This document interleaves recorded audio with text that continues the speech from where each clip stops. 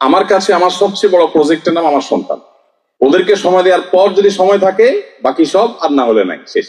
আমি যখন সৌদি আরব থেকে সৌদি আরবে কাজের অফার পাই, ইসলামিক সেন্টারে কাজের অফার পাই, তখন আমাকে তারা বলেছিল এত স্যালারি, এই সুবিধা ওই সুবিধা। আমি বললাম রাখো তোমার সুযোগ সুবিধা, ফ্যামিলি আমার সাথে রাখা যাবে কিনা সেটা বলো। বলো যে দেখা যাবে। গেলাম, বাংলাদেশে ভিসা বন্ধ হয়ে গেছে, 111 গভর্নমেন্ট আসছে, অনেকে এখান থেকে অপরাধ করে ধরা পড়া করার সময় চলে গেছে ওখানে। ওখানে যে উল্টাপাল্টা করছে, ভিসা বন্ধ হয়ে গেছে বাংলাদেশ। তো আমার বললো সরি, তোমার তো ফ্যামিলি ভিসা হচ্ছে না। ওকে, আমিও সরি, তোমার চাকরি আমি করছি না।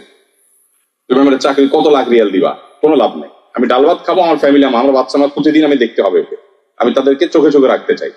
এরপরেও মানুষ বানাতে পারবো কিনা যায় না, কিন্তু চেষ্টাটা আমি এইভাবে করতে চাই। তো আলহামদুলিল্লাহ শেষ পর্যন্ত তারা সে ব্যবস্থা করতে পেরেছে। আমরা করতে না পারলে আমি থাকবো না, তুমি আমাকে লাখ রিয়ালের স্যালারি দিয়েও লাভ হবে না।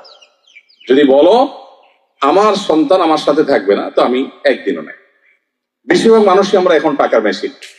মাদ্রাসাগুলো, শিক্ষা প্রতিষ্ঠানগুলোকে বানিয়ে ফেলেছি আমরা যে এরা আমাদের সন্তান মানুষ করে দিবে, আমরা শুধু টাকা পেমেন্ট করে দিব। জীবনেও সম্ভব না। বাবা মা এবং বাসা থেকে পরিপূর্ণ সাপোর্ট ছাড়া সন্তান কোনোদিন কোনো মাদ্রাসা থেকে মানুষ হতে পারে না। রেয়ার কেস, যদি হয় সেটা খুবই ব্যতিক্রম। এই জন্য আমাদের সন্তানদেরকে আমাদের সময় দিতে হবে।